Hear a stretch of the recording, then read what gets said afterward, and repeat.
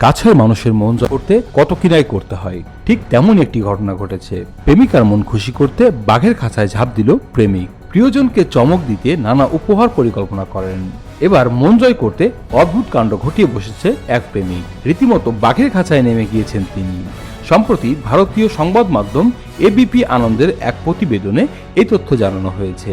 প্রতিবেদনে বলা হয়, প্রেমিকার মন জয় করতে জীবন্ত বাঘের খাঁচায় নেমে গিয়েছেন এক প্রেমিক। ভারতের গুজরাটে আহমেদাবাদে এমন ঘটনা ঘটেছে। জানা গেছে ঘটনাটি ঘটেছে 9 ফেব্রুয়ারি। এদিন উত্তরপ্রদেশের বাসিন্দা এবং বর্তমান আহমেদাবাদের রাখিয়াল এলাকায় এক যুবক প্রেমিককে ইমপ্রেস করতে এমন ঘটনা ঘটান।